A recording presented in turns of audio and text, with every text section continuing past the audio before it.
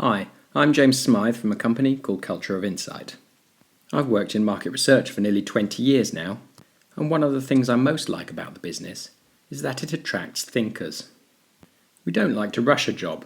We want to spend time looking at it, work through the evidence, and come up with the most informed solution possible. And when we deliver our work, we'd happily prefer a small and considered insight to something that's huge and amorphous. So like the penguin here, sitting on his iceberg, what underlies our work is so much more than meets the eye. Below the tip of visible research lies a huge and submerged mass of thorough thinking, process and data. The presentations or reports that our users see are just the 10%. The data science behind them is the other 90%. In short, we need to get more of our iceberg out of the water and into the public view.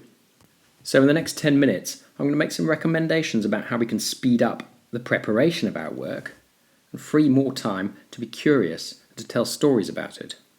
With budgets being cut and many research teams getting smaller, the last thing many of us have is more time for storytelling. But think of the difference it makes when you do.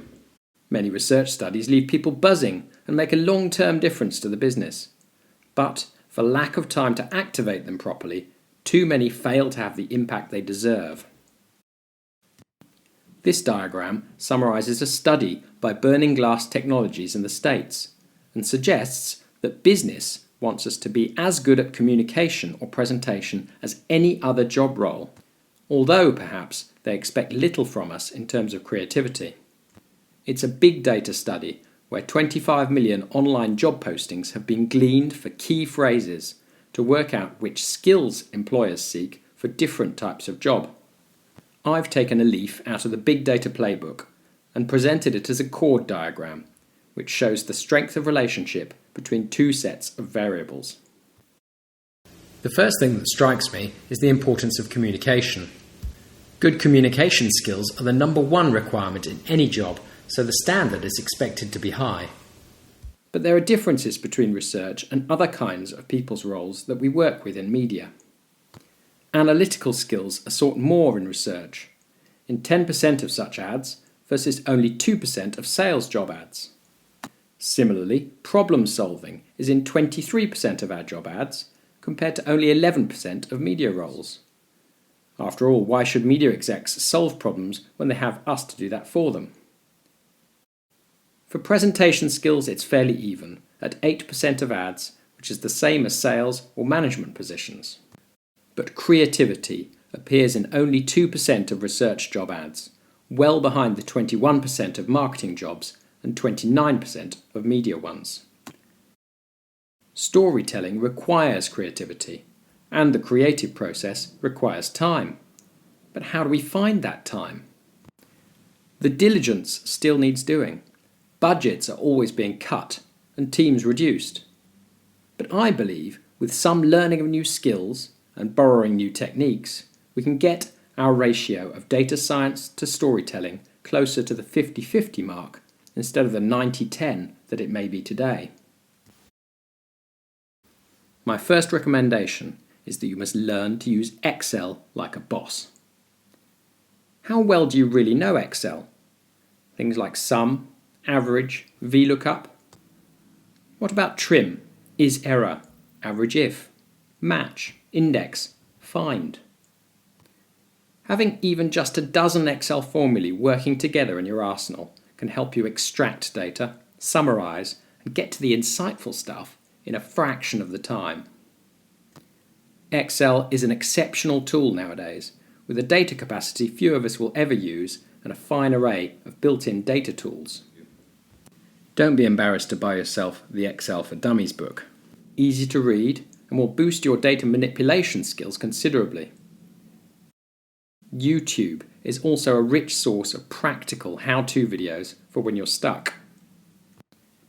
My own company has created a channel called Excel Made Easy, which is a collection of 2-minute guides specifically for the kinds of data handling problems we have in media research. I also believe that researchers must take the plunge and get into some basic coding with VBA. You can write code that automates the manual tasks we handle every quarter, month or week when we get our research updates.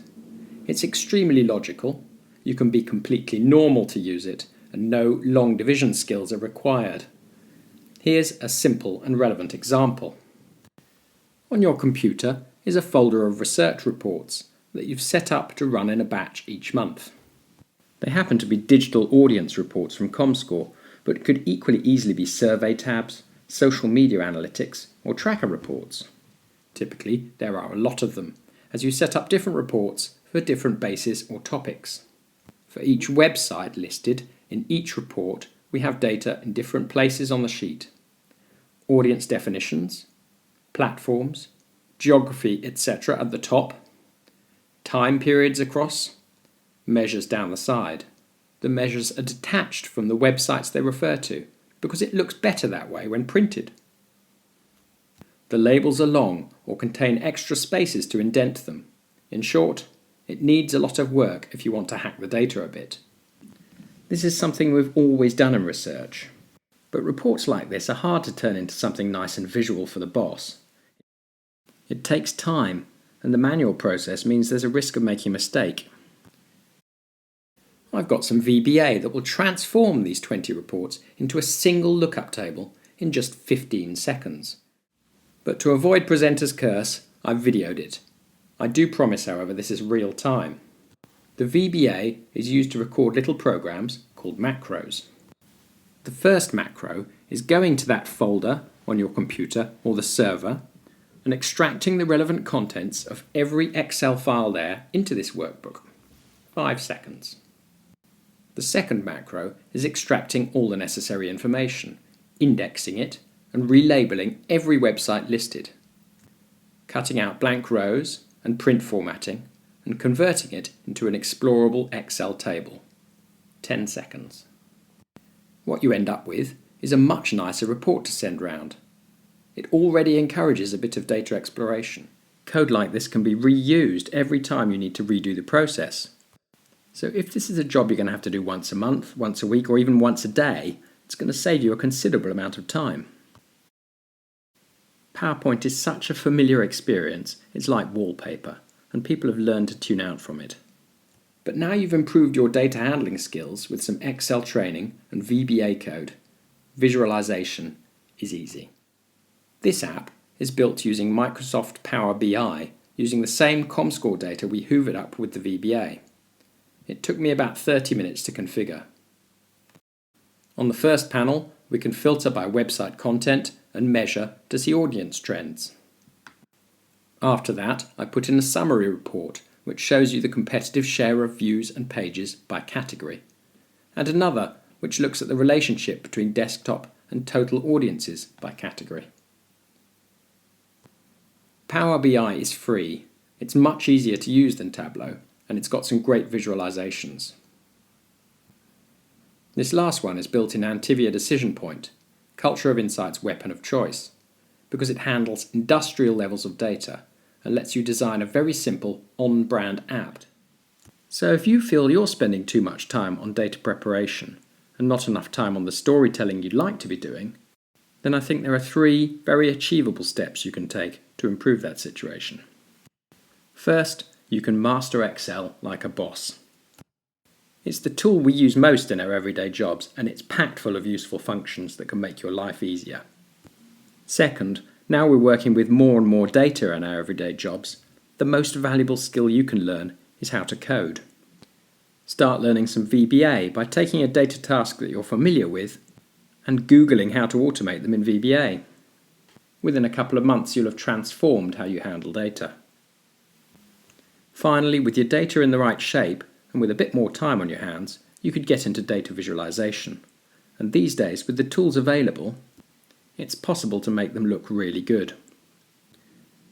For practical advice and inspiration, check out our website at cultureofinsight.com.